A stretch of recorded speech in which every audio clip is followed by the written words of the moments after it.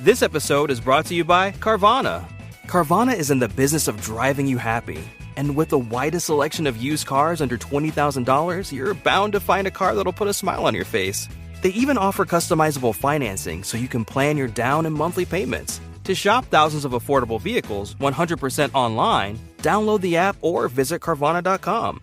Availability may vary by market.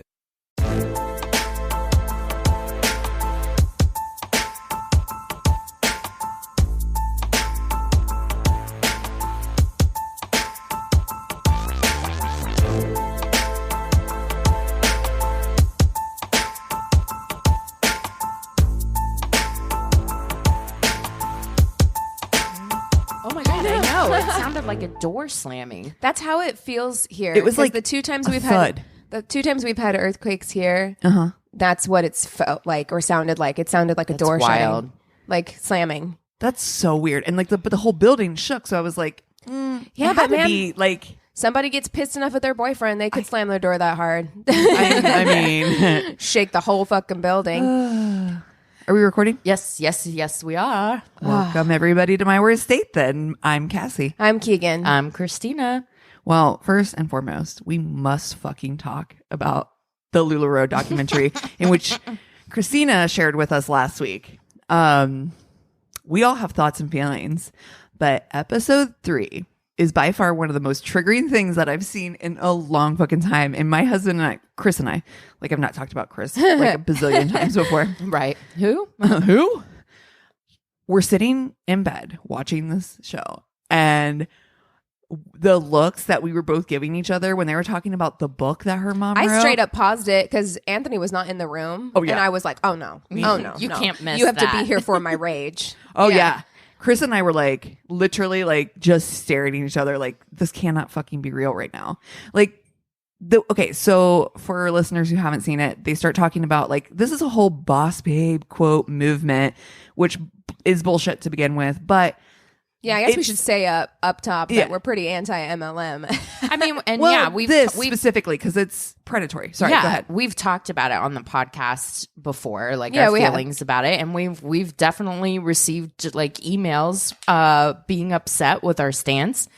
It's something that I refuse to apologize for because I think they're predatory. I think they're inherently terrible for society. Except for like the 3 people who are on top and make all the money. Right. Everybody else loses money. So I feel that's the thing that it comes down to. It boils down to how it affects people and long term, like what that looks like for them. Like how at any rate. So the book, there's 2 books. There's a book that the owner's mother wrote, which is problematic AF. Then there's another book which is by Dr. Laura Schlesinger, like how to like feed or something or take care of your. Basically, it's like it sounds like how you would take care of a house plant, but it's like how to like water and feed your husband or some nonsense. So it is like garbage. Chris is like, I'm getting that book for Keegan for the wedding. Oh my God. Can you imagine? I mean, honestly, that would be really funny. It actually would be funny. He's like, I have to do a reading for the wedding. I'm thinking about trying to find a nice passage from there. You know, I'm on all different kinds of TikToks now at this point, like TikTok, threads, for lack of a better word. And of course, I'm on feminism TikTok. And there was this woman there are like women on TikTok who have full TikToks about like, oh, isn't it so silly that like my husband can't, I picked up my daughter from school today and her romper was on backwards, or both of her legs were in one leg of her shorts. And isn't it so funny that my husband is so silly like this? And I'm like, it's weaponized incompetence. Like he's doing it badly on purpose so that then you'll step in and be like, oh, silly little men. And I feel like it's a similar vibe that they give off where they're just like, men are incapable of doing anything. You must support them. You have to have their back. Let them be right. Listen, but also when she said, let them be your hero, Chris looked at me and was like, I'm fucking using this. So I must. He's like, obviously it's a joke because Chris would fucking never. But the next morning, Chris had somehow gotten up before me. And that's what this whole story is leading to, in which he got up and he made coffee and I walked in groggy eyed half awake, and I was like, oh my God, you made coffee. You're my hero.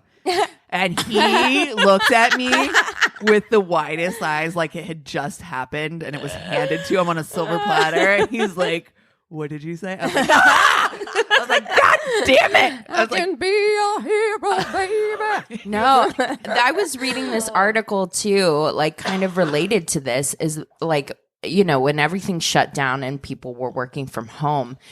And we talked about this last week, the huge rise in divorces. It's because everyone was working from home, and yet women were still being shouldered with the majority of the home responsibilities, homeschooling their kids, and still trying to work from home. Yeah. And they're not getting the help from their partners or what have you. And it's just like, this has always been something that's really pissed me off with the whole sitcoms thing where it's like, my dumb husband, you know, that kind of thing. I hate that. And then trope. the wife is always a nag. Yep. Yes. And it's like, okay, well, she wouldn't have to nag if you could do literally anything. The barest of minimums. The barest minimum. Yeah. At home. That whole like dynamic is it's infantilizing. That's to exactly men. what I was going to say. Absolutely is. And then and it's also not real life. Yeah, no, it shouldn't be. Well, it shouldn't be. Not That's real the life. thing is that it shouldn't be. And it's like you are. I would be so insulted if I was a man that it's just like, this is what you think I'm capable of. You know what I mean? Yeah. But it's part of certain kinds of cultures. Yeah. And has existed in those cultures for so long that it's just, and it was reinforced with things like sitcoms. Right. And with things like this MLM with Lululemon. I remember. Or LuLaRoe. LuLaRoe. Lululemon's a whole different thing. Yeah. Lululemon is like, you keep my name out of your phone. Yeah, no, right exactly. Now. We're literally sued immediately. No, LuLaRoe, like I'm old enough to remember literally like 10 girls from my high school on Facebook. Hey, babe. Hey, babe. Hey, girly. No. First of all, those leggings, like I am not a stylish person. I have never claimed to be. I'm not a fashion person. I'm the one who has said on this podcast that I'm ready to wear the future uniforms. As long as it's not LuLaRoe leggings. Oh my God. Could you imagine? So ugly. They've always been ugly. Yeah. Well, I don't understand. Even the designer who they interview here, who I freaking love, by the way. The best. She's amazing. And the nephew, too. Yeah. Those two. The nephew's are like, some real, it's garbage. There are some real gems who are interviewed for this documentary. But that designer is just like, man, listen. She's like, I don't know what you want me to do. We were cranking out 100 designs a day. She's like, things were getting tacky. I don't know what to say. Like 100 designs a day. Could you fucking imagine? There's the one that was like the burger right on the Jesus Christ. The fucking one that looked like it was penis. It was the Leaning Tower of Pisa. How appropriately named as well, right? Pisa penis. Right it on was the crotch. right in the crotchal region. I was like, what? Leaned a little to the left. Yeah, it did. Well, I mean, that's a problem when you grew as much as they did, and then instead of like hiring professionals, you're they using just Google Sheets that everyone has access Girl. to. I got chills. Sweaty. Yeah, I dude, got sweaty at I that got part. sweaty because I saw all the changes being made. Like that, I was like, oh no. Stop making changes because at my job we have like smart sheets that people do have access to. Same, but and like it a SharePoint fills me with like I get nervous when I have to go in there and like get information out because usually it's just like it's a place to store information and you go to reference like whatever. And I get nervous because I'm just like, what if I do something in here? Right. And like it's so easy shared to fix, document. I know it's an irrational fear, but I mean.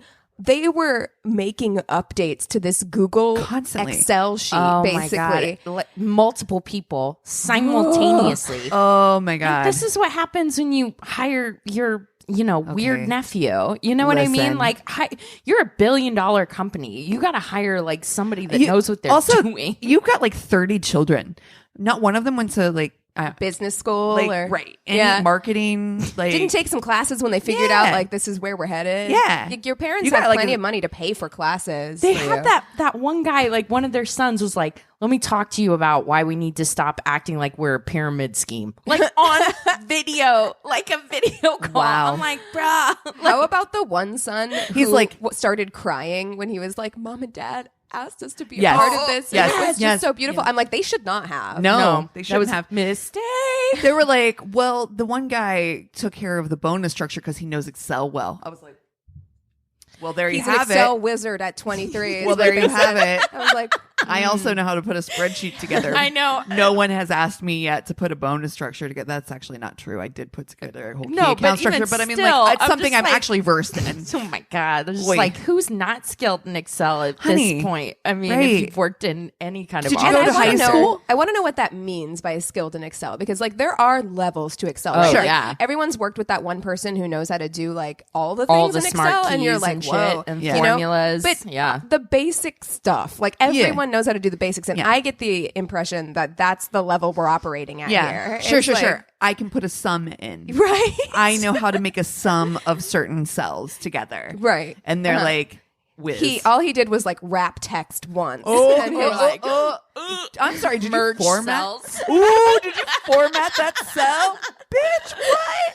No, I mean, here's the thing. It's a bummer. There's this documentary I love because I feel like it really explains the pressures that are on women and the reason why it just coalesced around the perfect moment. You have like the most educated women in history being like stay-at-home moms, and like, you know, if it sounds too good to be true, it probably is, but they wanted to do something to help around their house with the household. They're selling income a dream. Yeah, right? exactly. And I feel like Gen X and like some millennials, like older millennials, were in this really weird spot where it's like we are the most educated. Yes.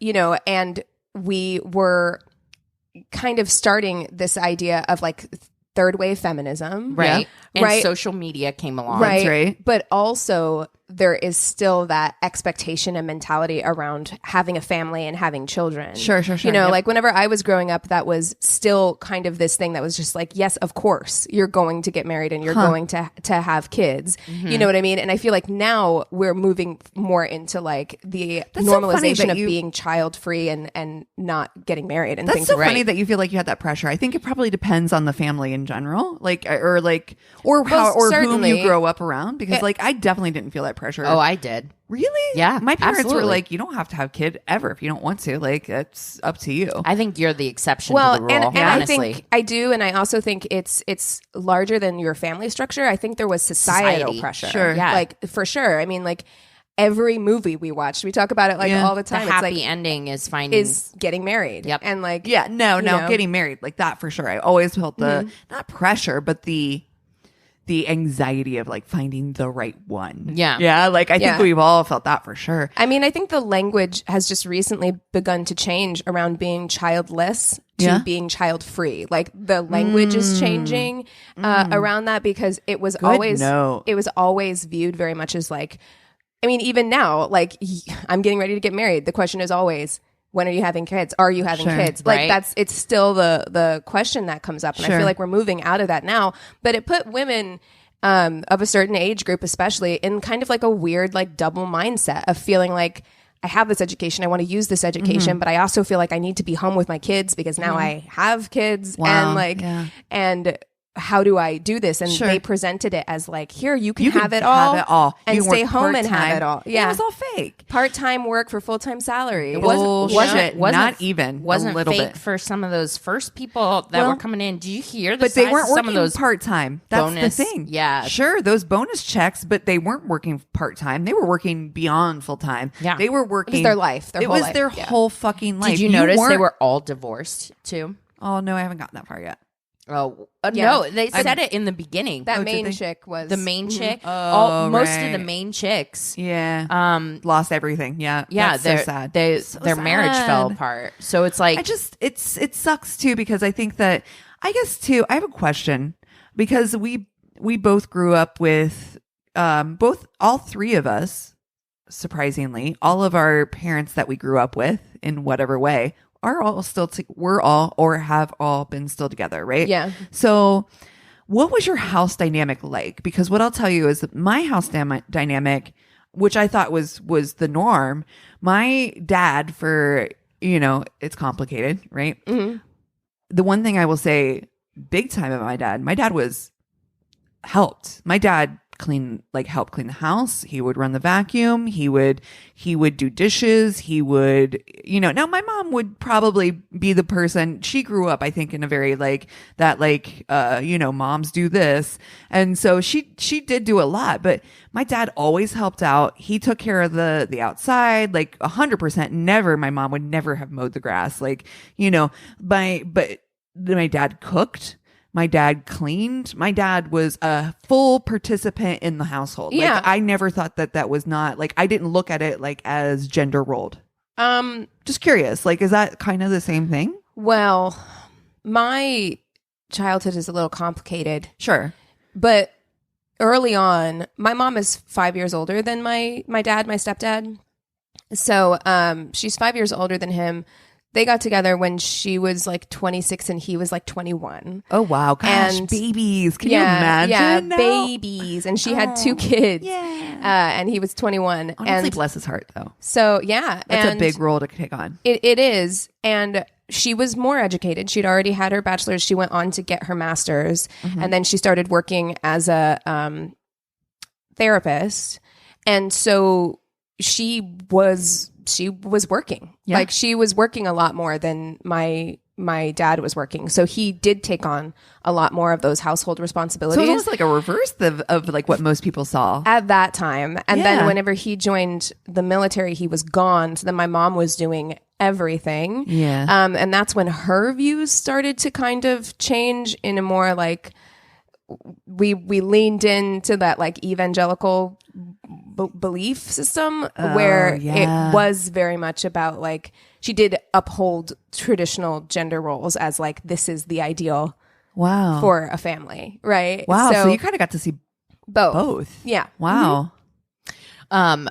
Yeah, my parents taught us how to do chores early on. So I think that it was the kids. It was the joke that we were the remote control, their goal the dishwasher, the laundry machine. I'm not going to do it, and you're not going to do it either. The kids are going to do it. The kids are going to do it. So yeah, my earliest memories are of sweeping and stuff. We had chores to do. It was it was kind of a family affair. Sure, everybody's responsibility was the house. It was all of us. So.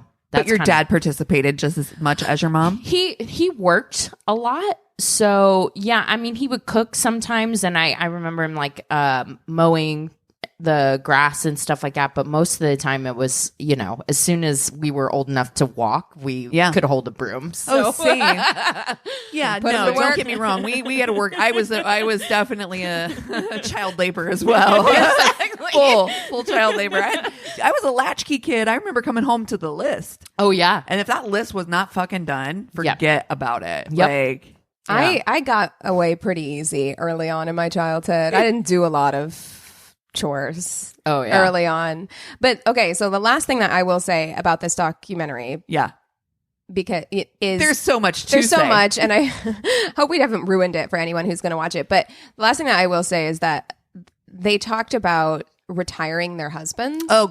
And I found that to be so insidious. That was awful. So creepy. It was so weird because they were they talked a lot about your husband pressuring. Your husband needs to quit his job. Your husband needs to quit his job, so that they would be 100% reliant on the income that they were making or not making. Yeah. And then they acted like it was you're welcome. Yeah. Aren't you glad that we could do this for you? And it made me feel just so awful. Icky, So your company is now going to pay for our health insurance and right. Okay. And that's what was so messed up is that you're looking at the message being the traditional gender norms or whatever, but then they're flipping the script because they do want all the power or whatever. So they're talking about these are ways that your husband can help out your business, and they're talking about him taking on him basically taking on the. But they also wanted him to take on more responsibility with they wanted him to be the face, right? They were put your husband in front of the camera, let him do the lives, let him take over. What? It was so weird to me. I'm I'm not trying to buy B leggings from that guy, that bro with a but honestly, backwards hat on. What are you doing? Listen, it's so weird. I have been pitched in MLM. Someone tried to get me to do Herbalife I think. Amazing. So yeah, I mean, I feel like it's pretty insidious. And if you've gotten, and I have bought our bond before. Too. I didn't know that it was an MLM, but yeah, I got sold same. our bond. And I let someone have an Arbonne party in my house because I was like too uncomfortable to say no. I am such a people pleaser that I was just like, okay, sure. And then they were there, and then I was like, I guess I'll buy this $75 cream to help you out. It was great cream. It was great cream. I'm not gonna lie, but it's still a predatory business. That's the thing is you'll always have people say like, oh, but I got this and this product worked great for me. And it's like that can be true. I'm not saying that the product necessarily is bad. In this LulaRich case, they were bad or they got to that point. They became bad, right? Right. But like, it's not always about the product. It's about the power structure of the way the company is set up that is predatory. So the product could be great. You could swear by this one Arbonne cream, but I won't buy it. And also, if you've gotten caught up in something like that, like no shame. I don't want to. Yeah, exactly. Because I'm like, I was in a cult for like years, so you know, no shame. I know how easy it is to get. Yeah. And especially during, this time period when social media was just coming up, and it was just the way that it was just so many factors coalesced around this one thing. Like, I get it. So no shame, but absolutely. Know better, do better, right? Oof, Let's retire that boss babe mentality, please. Yeah. I don't like it. Yeah. It's tough. I really do feel bad for people who've become trapped in that, because it is very much cult like. And I think like even that one girl who like realized, she's like, I'm in a fucking cult. Like it's also like an offshoot of that like hustle and grind mentality that I feel like is very, very prominent, especially with like millennials, where it's just like you have to be doing 8,000 different things all the time. Yeah. And like, man, look, we're all emotionally and mentally exhausted right now. Like, go to sleep. Yeah. Okay. Like, you don't need to do all the things like just to try and like, I know it feels like that, but it's just like, man, it'll wait till tomorrow. Go take a nap. Yeah. I feel like a lot of the anxiety and pressure that I have on myself is from that girl boss mentality. You have it all, do it all. Exactly. Where it is exhausting. It has led to my own like anxiety attacks, depression at times, because I don't feel like I'm living up to that mentality that's just made up, So take it easy on yourself. Put your feet up and watch this documentary. Yeah. Take a break. Well, speaking of, who should we FMK this week? Somebody suggested that we do the dating apps, but have we done that already? The dating apps? Yeah. Oh, no, I don't think Tinder, that we have. Hinge, Bumble, that kind of thing. I've never used any of them. I know. But I mean, if you explained the basic differences to me, I could probably make a call. Let's do the main three: Tinder, Bumble, and Hinge. Those are the most popular. So Tinder, we all know, swipe. Yeah. It is, it can have like, I think like 6 pictures and like a basic bio, like Tinder or Twitter length bio. Does it ask you the questions, or is that a different app? That's a different app. Okay. So you just put whatever you want in this bio. Now you can link your Spotify or you can link your Instagram. I'm not sure of any of the newer features because I haven't used it in 2 years, but that's what it was back in the day. Name, age, CEO itself. Oh, yes. God. Entrepreneur. Yes. That boss kind babe. of thing. Boss babe. Oh, no. Okay. And then Bumble is just like Tinder for the most part, except you do have like little things to fill out, like your height, if you're a smoker, if you are a drinker, like that kind of thing. And then it will give you a couple different prompts to fill out, and the woman initiates contact. Okay, then Bumble. Okay. Then you only have 24 hours. Like that person only has 24 hours from that first contact to get back to you. Otherwise, the match goes dead. Okay. So pressure is on. Prevent flakes, but it means you have to like check it every day. Oh yeah, or whatever. So genius. Or you can pay to keep those matches active. Then you have Hinge, which is like different pictures, prompts, and questions, and you can like not their picture, but like their answer to a question or whatever. And then you can invite someone else to start the chat. You can be like, you start talking to me or whatever. So that's Hinge. Huh. Used why? I mean, what's the benefit of that? To be like, no idea. You do it. You do like, it. Yeah. I feel like why don't you do it then? You're here already. Right. Both of them hinge on all of them hinge on the fact that both parties have to be interested, right, in order to begin speaking. Right. Okay. Well, I like that. Yeah. That's those are the apps. I think I know what I want to do. Okay. Yeah. I think that I am going to marry Hinge. I like their premise. I think that they really are, of the three, the one that's like trying to be more relationship focused. I love that you're able to know a lot about people and you can engage with the things about them as opposed to just that like that surface, like you're good looking and your answer was cool, but it's more about like, oh, your answer was cool and this is the way you can engage with them in that way. Like it invites you to engage with that part of them as opposed to, I think it helps you start conversation too, because you can be like, oh, they liked this specific thing, oh, they're interested in that, let's talk about that, you know. Totally. Yeah. I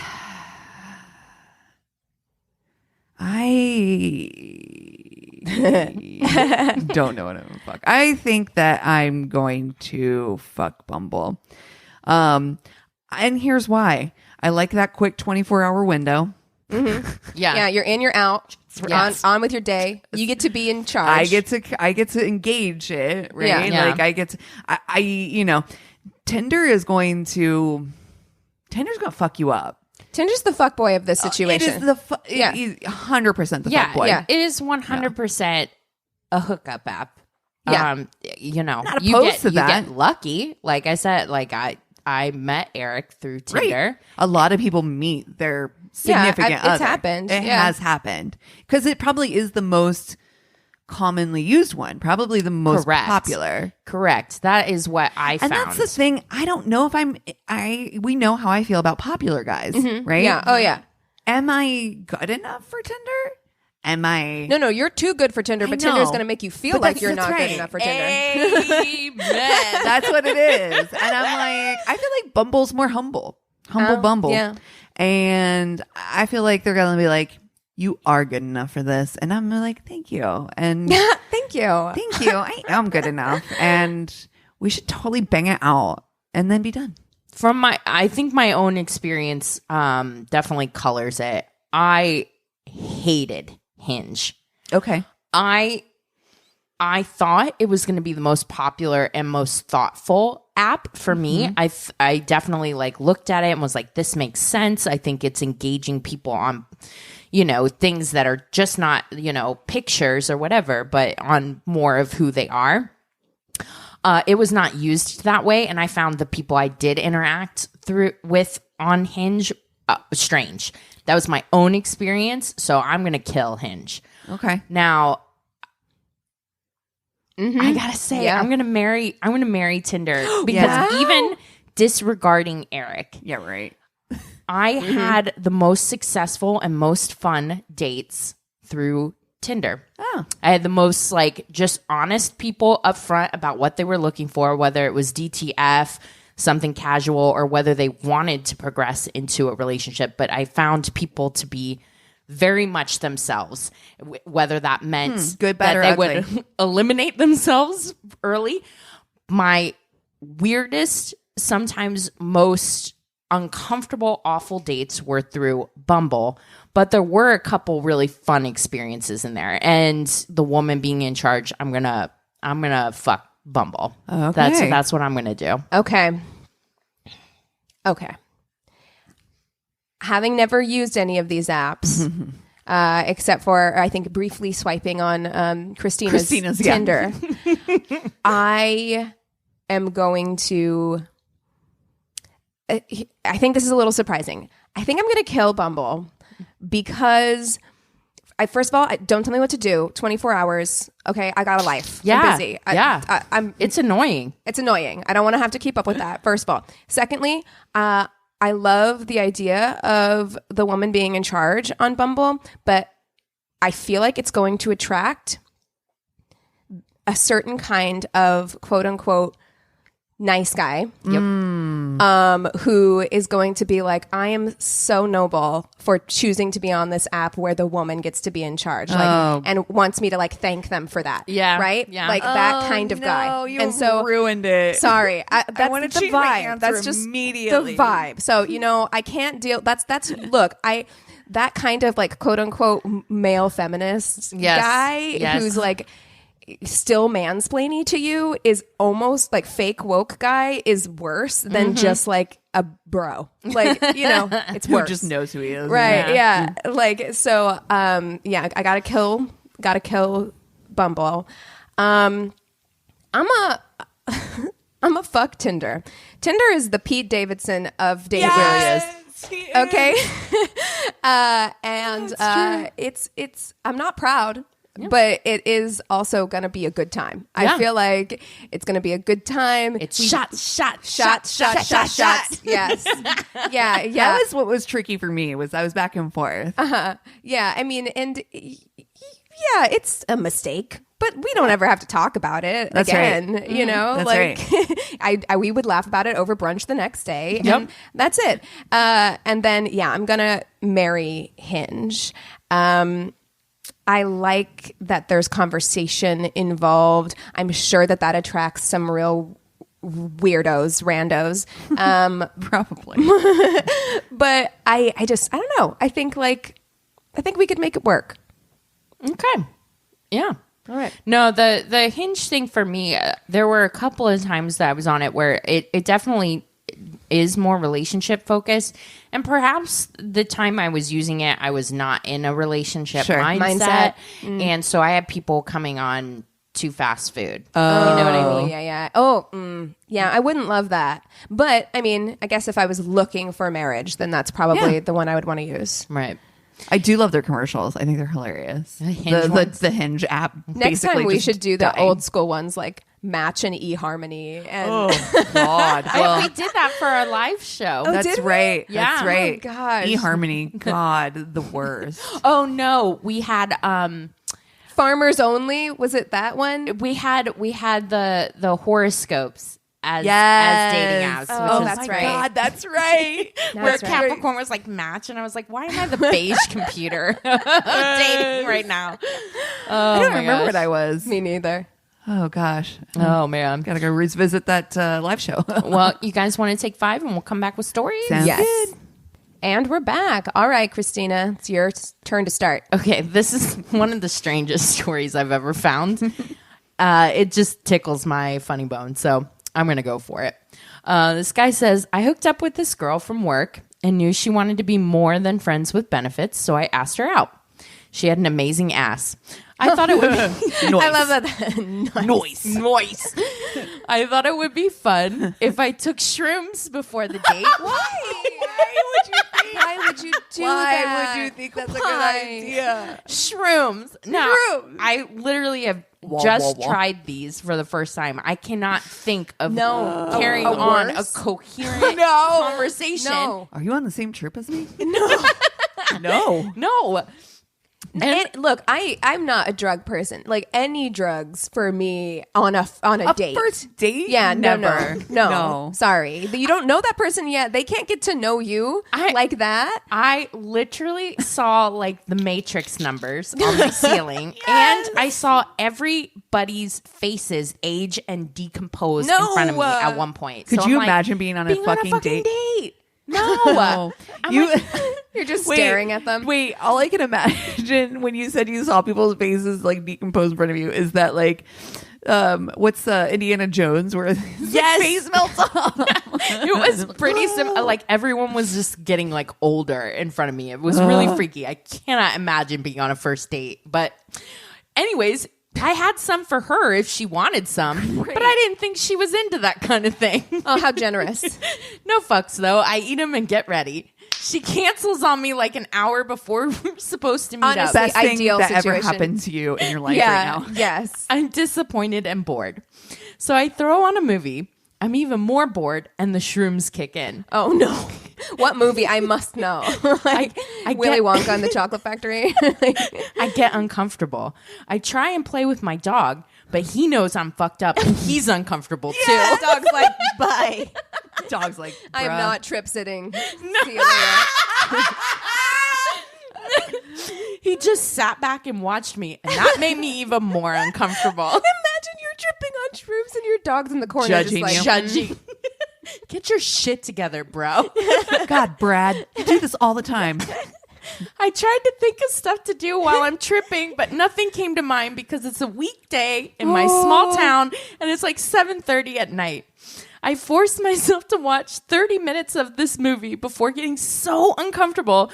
The only thing that made me feel okay was lying face down on my carpet in complete silence. oh my God. My dog laid by my head, my face looking straight into the carpet and hands at my sides.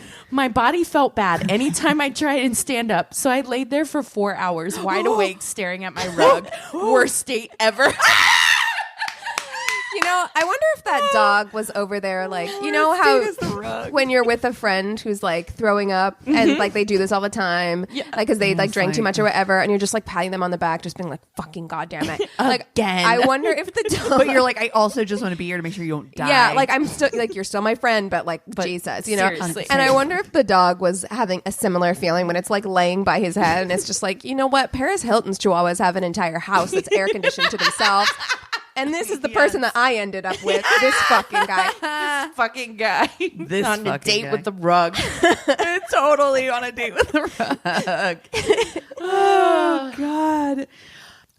Okay, like yours, this one says, maybe not technically a date, but I met a guy at a club and we hit it off really well. There was good chemistry. Unfortunately, he got more and more drunk as the night went on. And it's hard to describe. His personality changed. Well, alcohol does that to some people. Yeah, you think, right? Yeah, and dependent on the alcohol can change Yes. in many different ways. Oh, totally. Is he right? taking tequila shots? Yeah. We've discussed this before. Are you wine drunk? Yeah. Where you at? Yeah. I was the designated driver for my group of friends.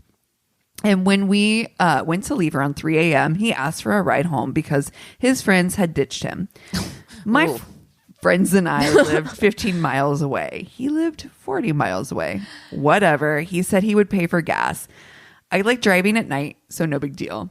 I don't know. Like, no big deal. That feels like a big deal. I just met you at a club. I'm Yeah. going to drive you, not 40 minutes, 40 miles. 30 miles. Here's the other thing. I need you to get me gas before we go out of town because I need to believe this story that you're actually going to buy me gas. Yeah. Uh-huh. You know. Yeah. You're going to top off my gas tank right now. 3 a.m. I'm so old now. I'm like, tie. Oh, Totally. Sure can't.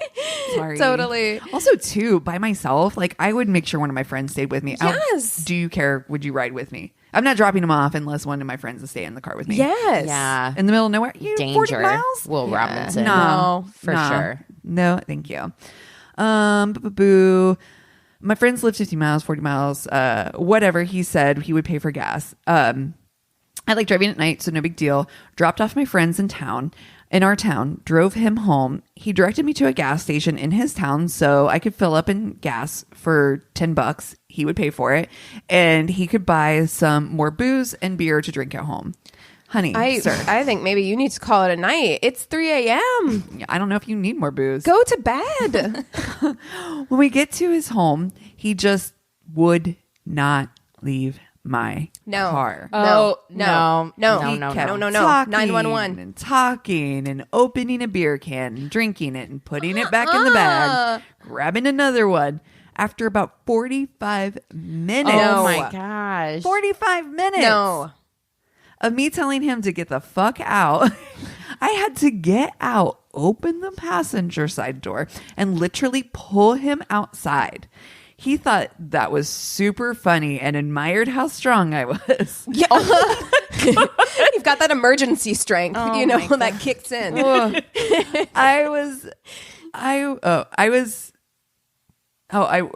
How super strong I was and able to pull him out. I threw his backpack at him and left him on the sidewalk. See, Bye. Dude, we would never leave one of our people at the club in 3 a.m. I'm like, how much do your friends like hate you? Yeah. They know, they're like, oh man, find your own way 40 Jeff miles is getting home. really drunk. You know how he gets. Like, honestly, Jeff like lives 40 miles away from here. Yeah, like what if we just Irish goodbye right now? They don't even tell him. They just moonwalk out of the club. And Jeff's so lonely. He's like, I just talk to the stranger. We would also 100% never let one of our friends drive a stranger home in the middle of the night. Absolutely not. Either. Yeah. Never. Okay, well, prepare to get upset. Oh, goody. Went to a really nice restaurant I'd been wanting to try out for a while, but being a student, I could only but dream. So when this guy took me out, I was actually very excited and impressed when he offered to take me and pay, which I would usually decline, but he was a man of means and I really wanted to try this place out. So I humbly accepted. Look, there are so many fancy, expensive restaurants in Los Angeles that I feel the same way about. I'm like, if somebody wanted to take me, I don't know, like to Nobu, I'd be like, all right. Dude, it was really uncomfortable for me. And I think I talked about it on the podcast that one like rich guy that I dated that got like the $400 bottle of wine at dinner. Yeah. Like, all this stuff. Yeah. Just made me feel so uncomfortable. Yeah, I could see that too. This place was amazing from the get-go. Beautifully decorated, the service was stellar, and the menu looked so goddamn incredible that I seriously think my face was in a permanent state of happy. Nice. That's someone who loves food. Me too. And that's what she said. See, I love food. I appreciate it when it's well done, and good food is one of my pleasures in life. So having already gone through a glass of good red each and learned a bit about this guy and what he does for a living, I was ready to make my order. I'll have the fried brie wedges and red currant chutney, please. Yes. Right? No, he says, waving his finger at me and turning to our waitress. She'll have a green leaf salad. What? If you take cheese away from Right? me, I'm going to beat the shit sorry. out of you. I'm sorry. And that waitress was like, she'll have what the fuck she said she'll have. And can you, like... this person too, this person who clearly like loves food, right? We can relate. Yeah. To this. I am furious right now. I figured it was just him trying to be a cavalier guy like you see in the movies who order for their dates. Whatever, but I really did want that gooey brie. A green salad in a restaurant like this was a bit of a waste, but he was paying. Then he poured himself another glass of red, finishing the bottle before ordering for himself and announcing to the waitress, and she'll also have a water. Okay. At this point, Sir. I was feeling a bit put out. I don't actually like water on its own, as odd as that sounds, so I asked the waitress for a cranberry juice. For some reason, this seemed to miff the guy as he just waved his hand and grunted, but I tried to continue our conversation, though his mood had noticeably changed. I figured I must have overstepped. Overstepped what? I must have overstepped. I did something wrong. Wow. Eventually, my salad arrived and his freaking brie, he ordered the brie for himself. I am so hot right now. Fucking fire. I am so hot. Oh, it gets worse. It gets worse. This would not be me. My salad was just that, leaves on a plate, so I asked the waitress if I could have some dressing or croutons.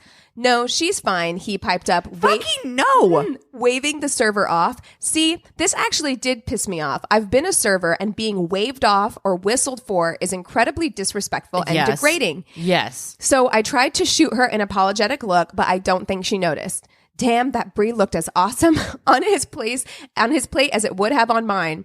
Hey, can I try a bit of your brie? It looks amazing. Instead of answering, he kept chewing and waving his fork over my salad, gesturing for me to eat it. I am going to stab this guy with a fork. I can't. I'd get up and walk out. I cannot know if you can read more of this. I am so sorry. furious. How dare you? Please tell me more. I figured the least the guy could do was answer me once he'd finished chewing. I don't want you getting fat. You're a woman, not a boar. Wow. Barry? Yeah, I know. I'm going to go to the restroom. By the way, I am going to go meet that waitress, ask for an order of that brie to go, and get the fuck out. bearing in mind this was my first date with the guy, and even if it wasn't, the line had been thoroughly and unforgivably crossed. Yeah. That is such a disgusting thing to say to another human. Yeah. So I put down my food, grabbed my coat, and walked out. Yep. Good. Yes, ma'am. Yeah, that's exactly right. Yeah. No, I would have done the same thing. Imagine. Oh, I cannot imagine. That would not. We wouldn't have made it to me having green in front of me. Yeah. I'd have been like, "No, I'm a full-grown adult. I will have the brie. Thank you very much." I'll order a salad for with no dressing. Just leaves and water. And you're gonna wave your fucking fork over mine? Why did you even take me to a fancy restaurant, by the way? Like, weird flex. It's a power move too, because she was saying like it was expensive, like he's lording it over her like with his money. That is a huge red flag. Yeah. It's so uncomfortable. I hate it. Well, that pisses me all the way off. I knew it would. Can't wait to hear what you have to share with us. I'm sure it's not going to piss me off. Really going to piss you off. Oh, goody. Fantastic. And you may have heard of this case. I never have, but to me, it is so popular in the UK. Not popular. That's the wrong word. It's very well-known case. Yeah. It's like their Golden State Killer case. Wow. Oh. So I'm going to be talking, trigger warning about sexual assault, and murder. So if you're triggered by any of that, just skip. But this is the tainted love of the Rachel Nickell murder. So sounds familiar. Is it sounds recent? familiar to me too. No, it is not recent. Oh, okay. However, there have been a lot of documentaries, and I think I brought up on the last episode that I had just started watching this program called Deceit on the BBC that was released this year as a 4-part series about this case, about an aspect of this case. I went down a rabbit hole of watching basically nothing but British true crime shows for a while, so the likelihood that I've heard this is probably pretty high. You may have heard of this. So Rachel Jane Nickell is born to an Army officer and her mother on the 23rd of November in 1968. She has a normal, happy, awesome childhood. She's described as charitable. She helps out with old folks and disabled children in the area. She is absolutely stunningly gorgeous. She's like blonde, huge, wide smile. People constantly coming up, offering her modeling jobs. Okay, so this is the first 10 minutes of the Dateline where they're like, everybody loved her. Yes. But legitimately. Radiant beams. She volunteered with old people. Yeah. Oh, she's perfect. She did want to do like acting, but she did make sure to finish her academic studies for English and history. So ultimately her dream was to be a children's television programming person. Oh, stop. So she meets this guy and they end up having a kid, Alex. They're like living like this perfect London life, and she's got a dog, Molly. There are like videos that you can see where, I mean, they are so freaking cute, and this little baby is adorable. Aww. So like one of their like habits, they were right by Wimbledon Court, which was like the big park or whatever. And so she would take her son Alex and her dog Molly out to walk, during the day, get them both some exercise. And she also supported herself by working as a lifeguard in a pool in Richmond, London. So yeah, everything's great with her husband, Andre, and everything's great. It's the 15th of July. It's the middle of the summer, 1992. She's walking her dog when all of a sudden, like, she's not 200 yards from other people. So this is like a park, but it's not, in the middle of the forest or whatever. Right. She's violently attacked from behind. Like, it throws her 2-year-old like into the bushes. She's stabbed 49 times. Oh my God. And almost nearly decapitated. Holy shit. So it's not but a few minutes later that passersby come along the 2-year-old who is kneeling by his mother saying, "Wake up, mommy, wake up, mommy." And this case explodes into the UK consciousness. It's featured on Crime Watch. People are like, how could this happen? So many tips are flooding in because it was such a violent attack in the middle of the day. It was 10:20 a.m. Oh my God. People on paths walking, you know, their dogs and everything. 49 times. Yeah. That's a lot. Like that takes a minute too. Time. Yeah. It was such a brazen attack and so violent and so vile. The fact feels that so personal that her child was there and witnessed it. So yeah, police are definitely pressured to find this killer. But the problem is there's no physical evidence that they can find. It's also 1992, so it's not like, you know, DNA's super well developed. So they end up working with this guy named Paul Britton, who is like UK's John Douglas. He's the inspiration for a show called Cracker, which is like their forensic. Nice. It's a very popular television show. I know. Currently looking this up right now. You're like, why? Yeah. So he's like their John Douglas, and he quickly puts together a profile for what this killer must be like. He is like, they're going to be super into the occult, and he's going to be, you know, single white male, very awkward, very much a loner, possibly still living with his mother, that kind of thing. So, wow. Meanwhile, like, police are looking through their different suspects. They've talked to like 32 different people. They've released, like, some people have noticed and given a sketch of a man that was in the area that they saw.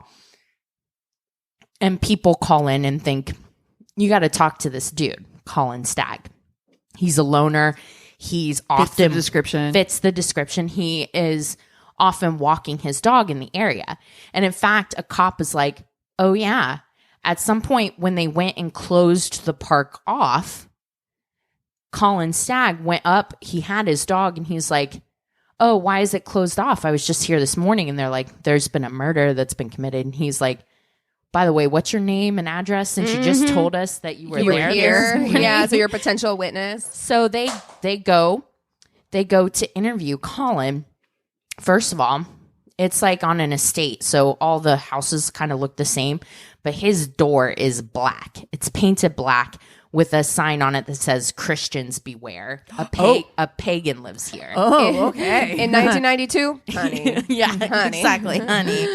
Like, I'm for it. Okay, I love it. I love that for you. But in 1992, we're coming right out of the Satanic Panic. Yeah. You gotta. It's coming in hot. Yeah. Hot. Really putting it all out there. So police are like, okay. So like, you live alone. Cool. You live alone, and he's like, yeah. And he's like, here are all my books on the occult. He's like, sure. I'm a Wiccan, you know. And they're like, and then they go and check out one of his bedrooms. Just has a white pentagram on the floor, and everything. So they're like, "Yeah, you live alone with your dog, and you're kind of really falling right into the description." Yeah. Everybody thinks you're weird. You've never had a girlfriend or anything like that. He's like, "Yeah, no," and they're like, "So did you kill her?" And he's like, "No, I didn't." Did you do it? Did you do it? But did you do it? But did you though? So they're like, "Okay, what happened?" And he says he got up really early in the morning, walked his dog, but had a really debilitating headache. So he didn't take his dog as far as he usually did.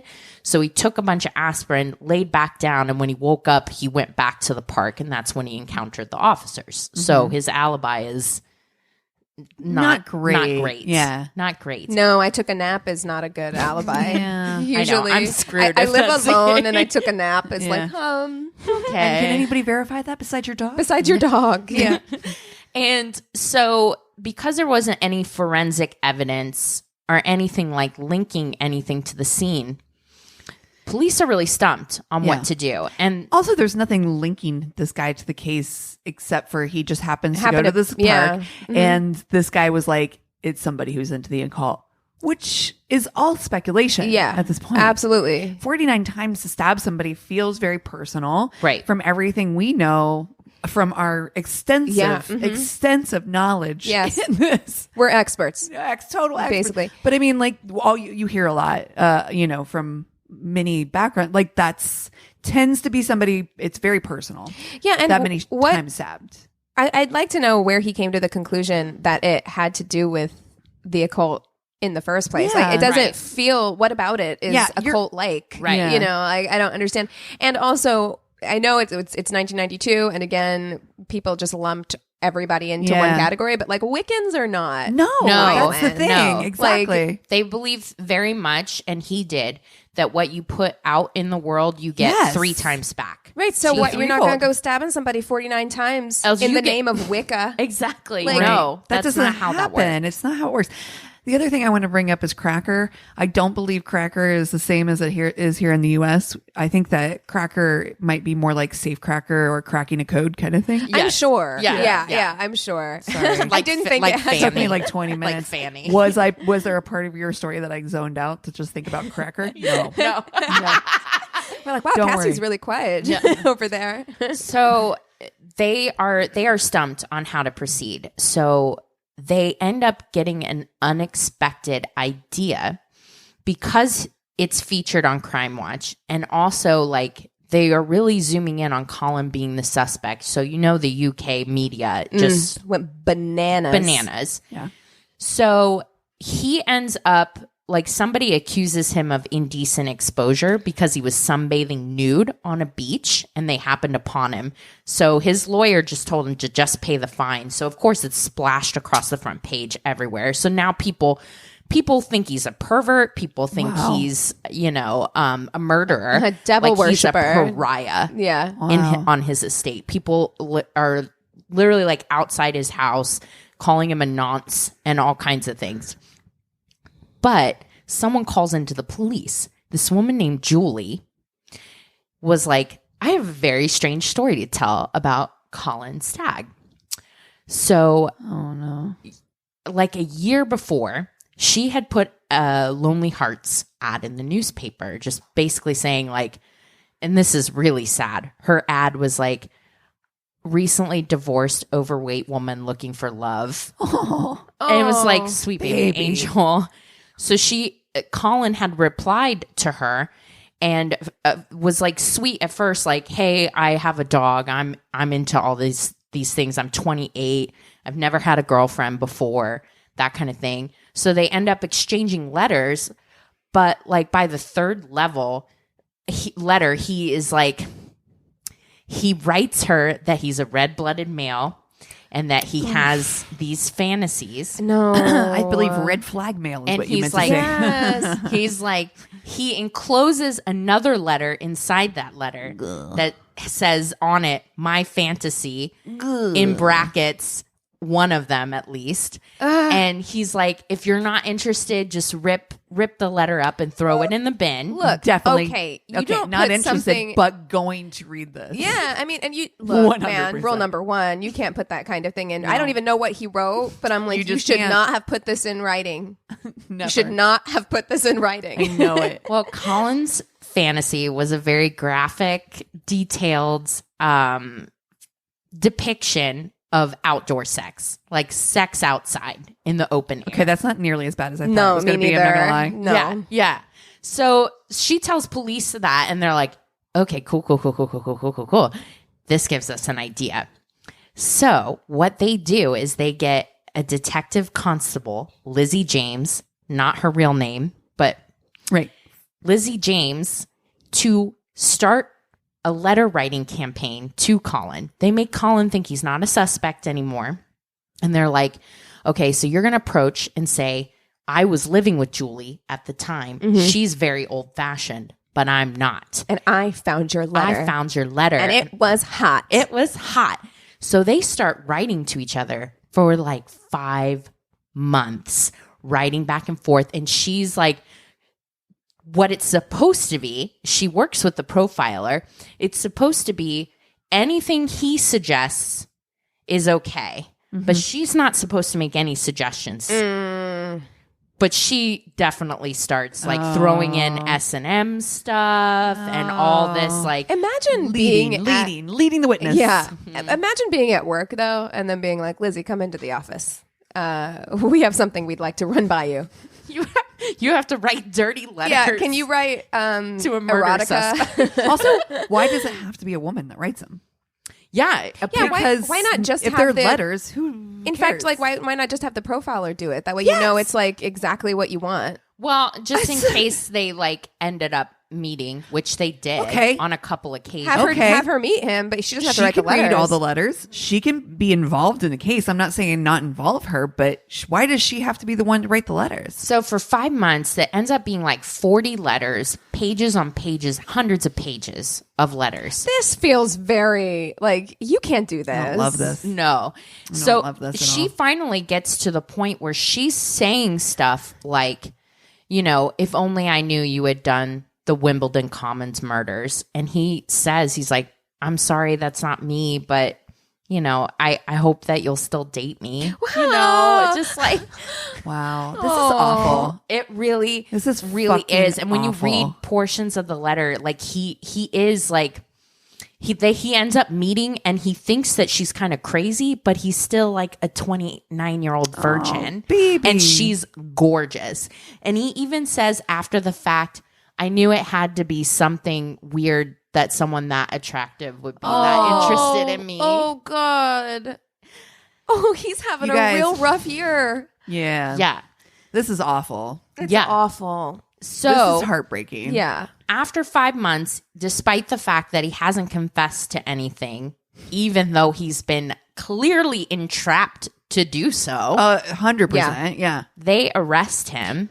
I would like to speak to my lawyer, please. For the murder. And when the lawyer tells him, hey, just so you know, that person you've been writing was a police officer, that's when he says, he's like, yeah, I figured it had to be something like that. And his lawyer was like, just say no comment to all their questions. It takes another 13 months before he gets to the judge. The judge takes a look at this and he throws it all out. You have to. Thank God. Yes. He says it's a gross miscarriage of justice. It's clearly like an entrapment. And all this fucking time that you guys actually could have been looking for the person who actually did it. There's a 2-year-old who lost their mom in a terrible, traumatic way who has no justice. Right. Like, this is awful. It's on every fucking level. This is the worst thing on every level. Yeah. Meanwhile, as much as the media is hounding Colin, the media and the police are also hounding Andre and his 2-year-old son, Alex, who witnessed, trying to get any kind of clues, anything. And Andre finally gets so upset and over the mental state of his son, he takes his son to the south of France. He gets the fuck out of the UK. Yeah. Later ends up in Barcelona. And you'd have to. I mean, I think you have to. Like, I cannot imagine it's awful. Going through something like that and then having like reporters and media like on you constantly. Also, I need you to tell me that he had a solid alibi before. Yeah. Okay. Cool. So it was know for certain. It was never a question. Andre definitely did not have anything to do with it. Then bye. So yeah. He takes his son and he's like, my son needs to grow up. Like, this cannot be. You know, he's too young. Trauma. Fucking awful. So get ready to get really great. Because while all this stuff with Colin Stagg is going on, there is, in 1989, a string of violent attacks are happening in the parks around London. They're so violent. There's a task force that's put together for it. And let me get the name of the task force here. The Green Chain Rapes. In 1992... So the same year, this literally is their Golden State Killer. This is wild. A major inquiry was set up. Officers were hunting a perpetrator who showed extreme violence toward his victims, using a knife and on more than one occasion attacking a woman with her children present. Throughout the inquiry, 106 crimes were identified involving 86 women. And it was in the middle of this inquiry that Rachel Nickell was attacked. Despite the similarities between the cases. Clear similarities. Question. Who the fuck is this cracker motherfucker? Yeah. And what are his qualifications? He's on the task force. Oh my God. This motherfucker's on the task force. A show. I'm sorry. About having... I need to see your qualifications. They're playing sir. real fast and loose over there with giving away TV shows. Like, what? Yeah. So, and then while Colin is sitting in jail, like waiting for a trial, this is the most horrible thing. There is Cassie's face. She's like, this is the most horrible thing. Seriously. This is really bad. This God. is really bad. There is another murder of 28-year-old Samantha Bissett and Jasmine, her 4-year-old daughter. So now the child has been killed. Yeah. Okay, wait a second. And Dude Face is in jail right now. Yeah. So this Colin is in jail. crime is so brutal that the police photographer that was one of the first on the scene quits the force right after because he's like, I cannot. This image is going to live in my brain and for the rest of my life. I'm not going to spell it out what happened because... Of course, you don't need to. Yeah, you don't need to. If you're into that kind of thing, you can look it up, but it's fucking awful.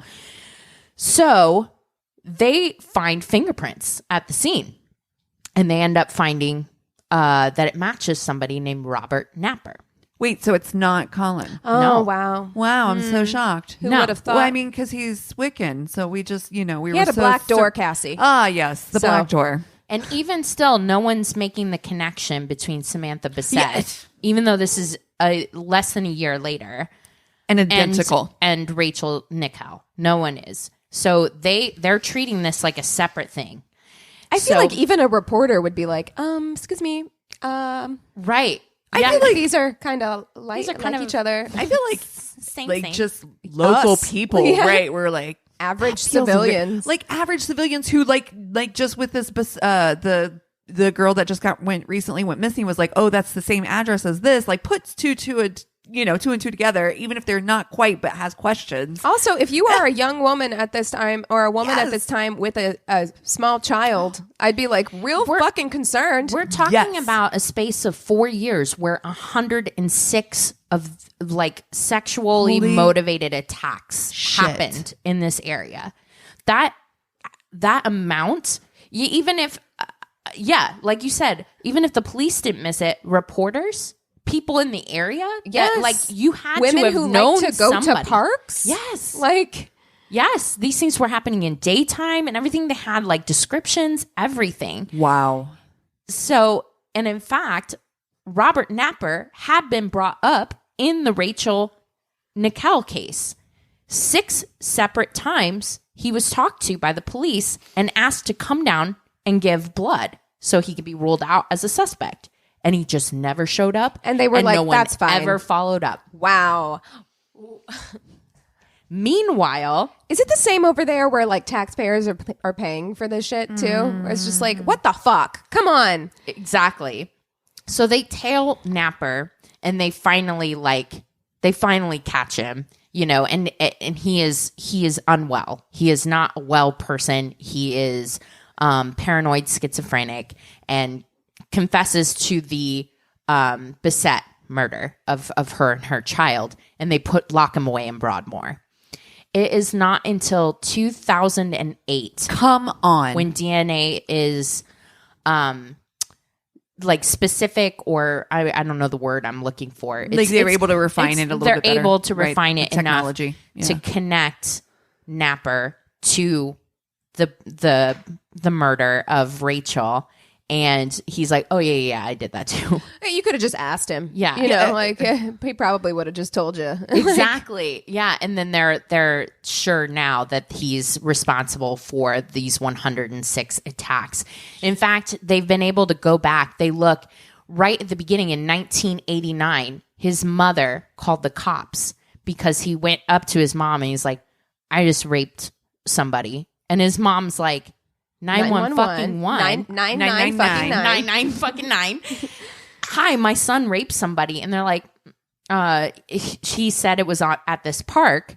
And they're like, no, we don't have anything like that. There was a rape a couple weeks earlier. The house was backed up. Their backyard was part of the park. So it was like, it could have been stopped there. One of the times they went to speak with him, they found this big map of London with different X's and notes, about women and women being bitches and sluts and tying up women, and violent notes with like X's all around these different parks. They didn't arrest him then. Like nothing. They're like, this is chill. But he didn't have a pentagram, so we didn't fit the profile. He didn't have a book about witches. Yeah. So I couldn't be more furious than I am now. Was that entire police department fired? Well, did they just throw the whole thing away, set it on fire, and start over? Because one of the main detectives was like convicted of corruption charges. Cool. Detective Lizzie James quit the force after. She actually got $125,000 settlement. She early retired. She doesn't deserve that. Colin got £706,000 for 16 years. It's not people enough. Thinking it's that not enough. Not enough. Your life has been so thoroughly dragged through the mud at that point. Also, there's no amount of money. And if you're Colin, you're taking that money and moving getting it the right fuck down out to the south of France. Yeah, you gotta get out. I wish he had, but I mean, he seems like a very like awkward person. What Poor he did, guy. he blew all of it on his new wife. Oh, Colin, sweet baby angel. He now is a like cashier at a Tesco, but he seems happy, and he has like 4 kids and a wife. But he blew all the money. Oh, baby. Yeah. Just wanted good things for you, Colin. Well, he seems happy. I guess it's all as long right. as he's happy. He's happy, and it's still being talked about today as one of like the grossest police investigations in UK history. There's a documentary that came out this year. There's Deceit, which I've talked about. There's a really good podcast. It's an 8-part series. This guy has a podcast called True Crime Enthusiast that's specifically like Wales and UK crimes. He's amazing. We love to see it. So a very detailed 8-part series called Maniac, which I definitely highly recommend. It's very, very detailed and good because I definitely like skipped through a lot to try to piece this together. But mainly the thing that fascinated me the most about this case was the fact that a police department thought it would be a good idea to try to run a honeypot on their main suspect for 5 months. 5 months of wasted time, taxpayer, like the whole thing centered upon this. Disgusting. Yeah. Awful. Yeah. I love how all of us were like, wait, that's not how this works. Like immediately. No. We're all like, wait, you can't what? do that. I mean, and it seems like a little fucked up that Lizzie got a settlement, but also you can't ask somebody who works for you to do that. Like, especially like, how many women were on the force? And like, she fucked it up, but it shouldn't have been asked of her in the first place. She shouldn't have had anything to do with this. The whole thing is garbage. She was supposed to have a lot of support and everything from Paul Britton, in which she claims there was no support for her. And of course, it was the 90s and she's like she's cop. One of the only female, like probably one of the only women on the force. Like, and you're being asked to do this thing at your job. Like it is fucked up. Paul Britton sounds like garbage. Does he still have a TV show? I need to know about this. Because here's the thing. I just feel like he was like, you know how some people are just charismatic enough to be able to like pull the con? Yeah. Like I feel like he doesn't grifter. Know shit about what he's talking about. He's confident and white. He read what's his name's John book? Douglas's book and was like, you know what? I could probably be that person. You know, here. I feel like we know a lot of people like that. I feel like if you are, and Piers Morgan is another one where I'm just like, if you are a confident white man of a certain age, okay, I just feel like you kind of just get away with just saying bullshit, and people are like, must be facts. Right. You know, like must be facts. Has he ever gotten anything right? Is my question. I have 1,000 questions about this dude. I do not know, but I will Sounds definitely like a fake psychic. want to dig in further about like his career. Now, the other happy ending too is because the documentary was just released this year. They did catch up with Andre and Alex. Alex, who's like in his 30s now. Well, he'd be my age because he was 2 in 1992. Yeah. So he's just turned 30. Happy, healthy. He speaks 4 languages, very successful. Baby. They went and they placed flowers and everything and had a tribute to his mom and the place that she was murdered. But him and his dad lived together super, super close. They've both had girlfriends over the years, but their strongest relationship has been with each other. And they're very happy and healthy, even though they miss Rachel. And that's the tainted love story of Rachel Nickell. Oh, don't cry. Wow, that's devastating. I know. I'd never heard of it before, and it is huge. Like I said, it's a huge case in the UK. I'd seen something about it, but all I remembered was the letter writing. Mm-hmm. I remembered that because I was like, "What the? How is that approved?" Yeah, I was like, "This feels sketchy." You can't convict somebody. Full. Yeah. And how did they think that they could? And how can you just arrest somebody and take them to like put them in front of a judge with no evidence? Like, I don't understand how it even got that far. Like, how was everybody in that department not fired? It was definitely a case too of just like this kind of like introvert, person that people kind of thought was weird, just escalated into this massive Get witch the pitchforks. hunt. Yeah. Oh, his door is black. So he doesn't like Christians. He doesn't like Christians, so he must be a Murderer. murderer. Yeah. Like, no, that's not how this works. Wow. Yeah. Wow. Well, to change the subject, get that taste out of our mouths. It's what are we watching this week? Okay. Besides LulaRich. Besides LulaRich. I watched actually last night I had a Candyman night. I watched the new Candyman and the original Candyman. It's out? Uh-huh. I didn't know it out yet. You can rent it now. I'm not going to rent it. Yes. Yeah. I mean, I've rented it so you could watch it on my account. The original is so fucking scary. The original is so fucking good, actually, because you don't think it's going to be because it's like this early 90s horror movie. And oftentimes those are like so tropey and campy and like, but the original is actually really, really good. Virginia Madsen is like, gorgeous, amazing. And it is scary. I would say that the sequel, because this recent one is a sequel, it's not as scary. Okay, good. But it is. It's not as scary. I didn't find it to be like particularly scary. But it is very good. Nice. And it is. Why do people want to feel this way? I fucking love it. This is my favorite. Eric loves shit. it too. Eric loves to be like scared. It is my favorite shit. Like I was so excited watching Candyman last night. Like I was like, yes! But it's so funny. It's just like we will watch like actual legitimate horrifying true crimes like the one I just described. Yeah. Right. All while eating a Pop-Tart on your couch. While falling asleep. Yeah. But yet Candyman, something that is entirely made up and fantastical, scares the shit out of me. Yeah. Yeah. But I will say, like, as far as horror movie sequels go, because it's usually not good. Like, a sequel to a horror movie is usually not very good. This was good. Like, nice. I really thought it was, like, a great continuation. It took them a while to get there. Yeah, so yeah. I imagine they were like, let's do it good. And, as a horror movie fan who is also a person of color, like, I love that we are seeing more horror movies that are centering, like, non-white people, because it has been a very white genre for a very long time. For sure. And so I love it. I loved it. Nice. What about you, Cass? Been watching a lot of football. That's where I'm at right now. It's football season, and this year I have signed up to be in a fantasy football league. Nice. Don't get that out.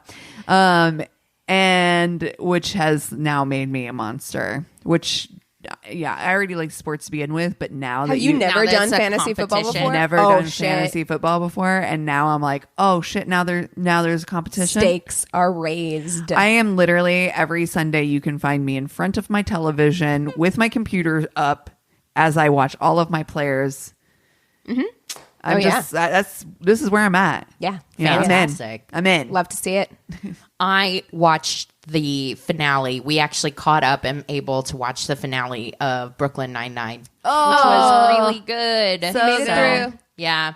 Yeah, it's it's light, it's funny, it's silly. Show's I so needed literally like a palate cleanser after researching this Yeah, case. I bet. And that was a nice palate cleanser to have. Nice. Yeah. Well, if you guys have something that we should watch, stories to share with us, please send stories. Go to our one-stop shop of websites, myworstatepodcast.com. And we love you so much. Cheers.